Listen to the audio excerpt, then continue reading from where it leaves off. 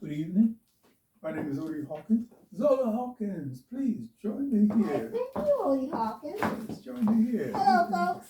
Yes, I'd like to welcome you, first of all. I haven't seen you since, well, Since. 10 minutes ago. Okay, yes, indeed. Hi. Anyway, once again, it's Monday You evening. should tell them to get some libations. Libations. Get your libations and your snack while you watch our video. Okay? Perfect time. I'm drinking apple cider. You got tea, right? I'm drinking ginger tea. Oh, great for you. Okay. As most of the people who watch us do this thing know already, we're here to make an effort to sell books I've written, stacked up here. Actually, 38 of them, and we'll add more as we go along. This evening, we thought we'd look a little bit at my background, at my history, and Zola promised me she would ask some very interesting and probing questions. Well, the first question I have is, how did you become a professional writer?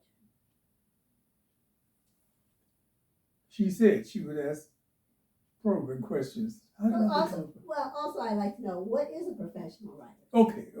Mm-hmm. I'll start with the last part first. A friend of mine, Brother Alfred Reeves, explained that being a professional anything means you get paid for it. Mm-hmm. And I can say that I became a professional writer when I was about 15. Mm-hmm. I was at DuSable High School. In Chicago, Illinois, and somehow or other, I wound up writing a letter for a friend of mine. At that point in time, for those who can go that far back, you can remember that you had to be pretty literate to get a girlfriend. This was about 1952. Okay. 1952. For those who have not been born yet. Not been born yet, such as. Well, I've been born. How old are you? I was born in 48. 48, 49, 50. That's 4 years old. I'm 4. Okay, you wouldn't have been a part of this. Okay, so when she was 4 and the rest of y'all were not born, in order for a guy to show his affection for a girl, he might write her a note. He might write her a letter. Mm-hmm. And, when you compare it to what happens these days, when some guy might, I don't know, give some woman or some girl well, I don't want to get into that because it's certainly not literature. It's not an affectionate note. It's just simply whatever is going on at the moment. Mm-hmm. At this point in time, where I'm talking about 52, my friend Eddie, I remember his name, saw this girl he liked, and he wanted to, have a date with her. Mm-hmm. In order for that to happen, you would have to write the girl a nice note, a decent note. He didn't feel capable of doing it, so I'll do it for you. I'll do it for you. And he asked me, how much would you charge? And you not thought about charging. I hadn't thought about it, right? Okay, so it's okay, about $1. Mm-hmm. $1.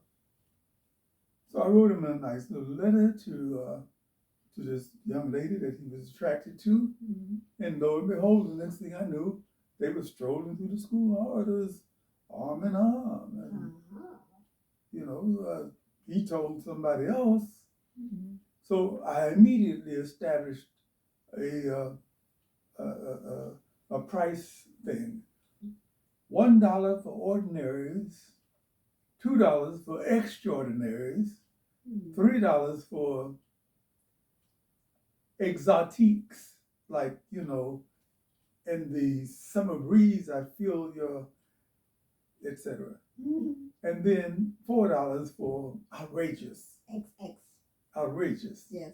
when I see you, I just foam at my mouth. Yeah. Outrageous. The X.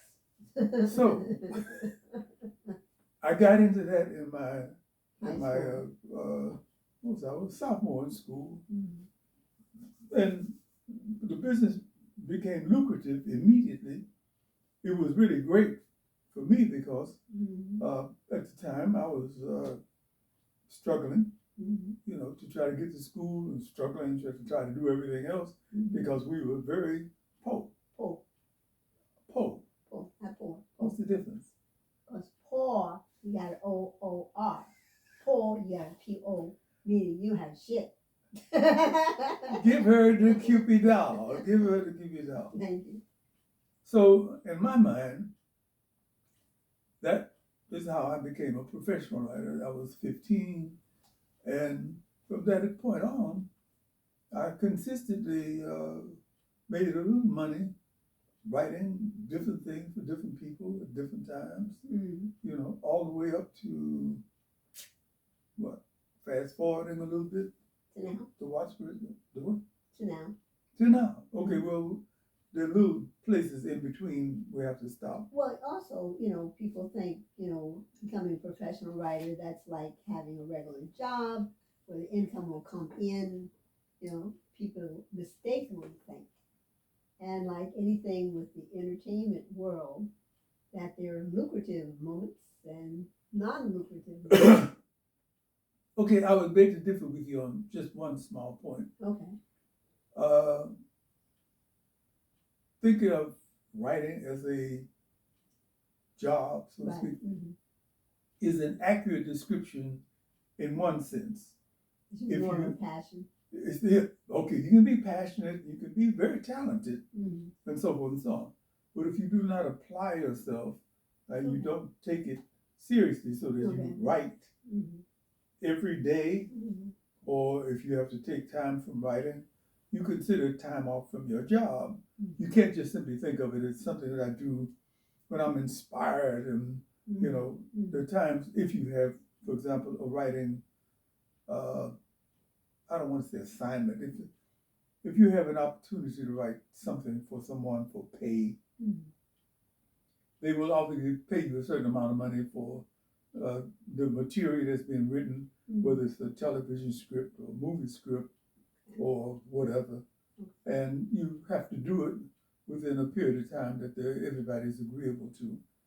So I think a lot of people get that wrong. They think the artist is sitting around sipping wine and eating cheese and bread and trying to be inspired. Right. Don't work like that. Don't.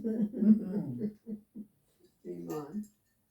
There are times when you won't feel very inspired at all, and it becomes a craft. In my mind, I look at it a little bit like any other crafts that you do. It might be plumbing. It might be equivalent to somebody who's a good carpenter. Because when you craft a good piece of work together, it is a little bit like putting some kind of piece of work together that works. So. Well, moving up to let's see, shortly after we met, I found out you belonged to at one time the Watts Writers Workshop. Yes. Okay. How did it happen? Yes, please.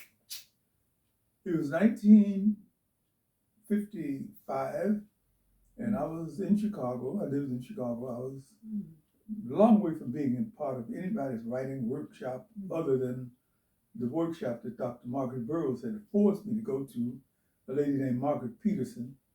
After Dr. Burroughs found me, after she got hold of a piece of writing that I'd done, it happened to be outrageous.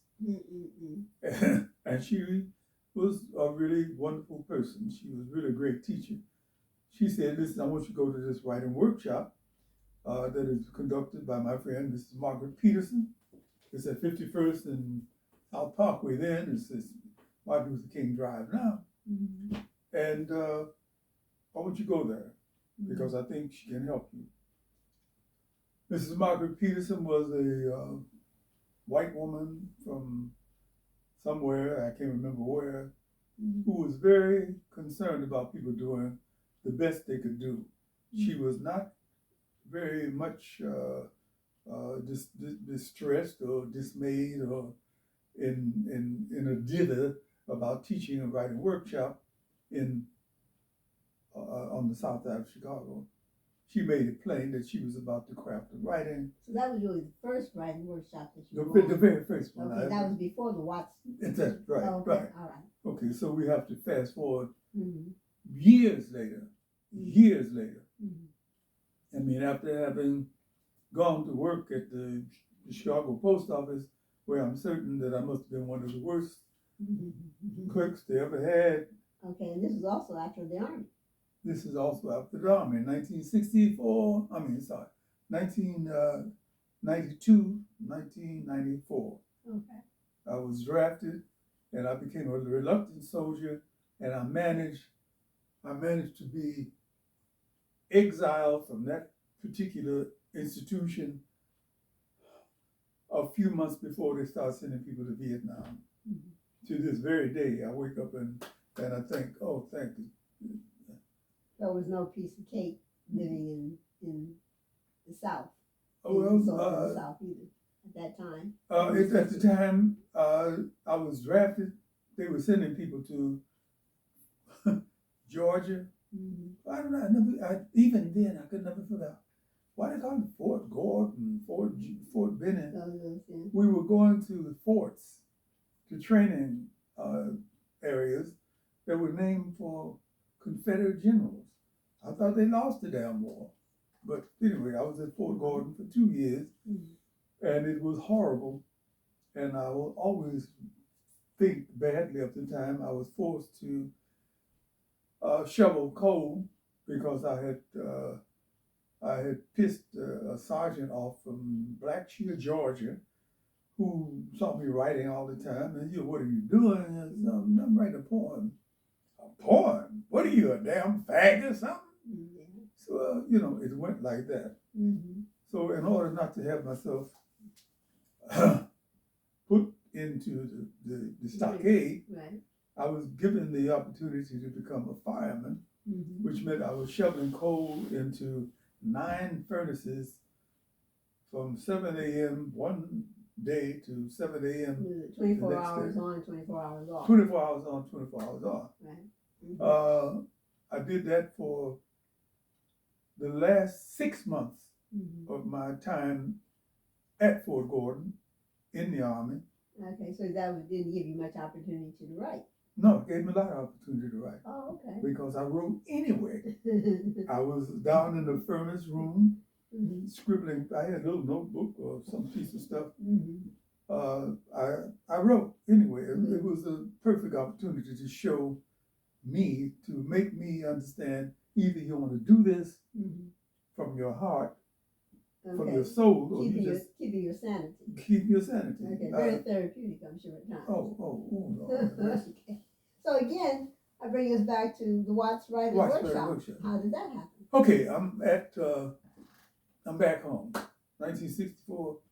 When you go into the service and you work for a federal agency, I was drafted when I worked at the post office, which meant that I had 4 years already at the post office, and then I had 2 years now, which meant I had 6 years in government service, which meant that I was traveling onward and upward into becoming a career postal clerk.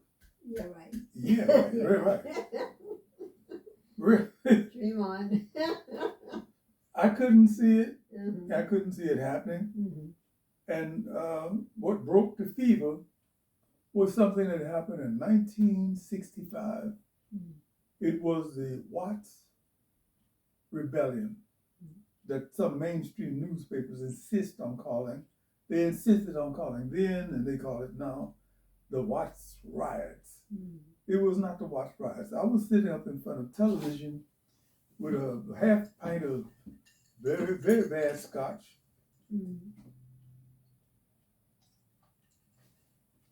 Watching the scene go down on the West Coast. And there was something in me that said, if these brothers and sisters are willing to burn their own neighborhoods down, then they must really be angry. We were angry in Chicago too. We were angry in Philadelphia. We were angry in New York. We're still angry because if you've read the story of the latest black man or woman being unnecessarily murdered, then you'll know that we haven't come a long way since 1965. And then in some ways, yes, I know we've had the black president and the black female Kamala Harris, but just recently, the other night I was watching television and they showed the murder of a young black man who had been handcuffed and placed on a gurney, and 10 or 12 police officers beat him to death. And of course, we've had 300 or 400 and some people shot, killed by the police since George Floyd's death. So we got a long way to go. In any case, I was watching television. I thought, you know, if those brothers and sisters out there in Watts are willing to go up against the police and fight for the right to be considered human beings, I think I ought to go there. So the first opportunity, which was a few months later, I got on a plane and came to Los Angeles. I came to Los Angeles, and the first thing I did was run to the Watts Writers Workshop, which had been established by Bud Schulberg, a well-known screenwriter who wrote On the Waterfront, What Makes Sammy Run, and some other works. He felt that as a social idealist, he felt that if he established something like a workshop or writing thing, something that people could go to and take their frustrations out on, and to an extent it worked up to a point. I went, and there were some marvelous people there from Hollywood who were willing to teach us how to write screenplays. My particular mentor was a man named John W. Block, who was both very fair, very hard, and very talented. I mean, he could spot the weakness in a scene, like, you know. Right. Yeah, I mean, why does the man have a limp, Odie? Well, he got shot in the leg in the First World War. What leg? What you said? What leg? How you bad sound was like the John limp? W. Right. Block. How bad was the limp? Not only, that's right. And also, you said the First World War. I thought you said he was 23 years old. Right, yes. Well, you know, he was specific. And Twilight Zone. So, after actually having me rewrite a short story for, almost 2 years, I wrote this short story. I think it was less than 15 pages. And he questioned it. I was writing other things too, but this particular assignment was That's the assignment, yeah. to do it. He says, okay, you got a family of 4. You got mother, father, and 2 kids. How many kids? 2 kids? Yeah. Are they girls and boys or boy and girl? They were 2 girls. Yes, yeah, but you said that one of them was very interested in playing football. That wasn't something girls did. John, there was a boy and a girl. He used to piss me off. But he kept at it with me. Which helped make it so that the characters that you write about seem real. Oh, I hope so. He begged the question for you to make them real. I hope so. He did that. He did that. He was adamant about it. You can't just simply give anybody a piece of slipshod of material and say, okay, appreciate this because you're a member of my family. He didn't go there. What members do you recall that were in the Watts Writers Workshop? What number? What members do you recall that were actually in the workshop at any time? Sonia McKellar, Quincy Troop, the people who became the Watts Poets, Mm-hmm.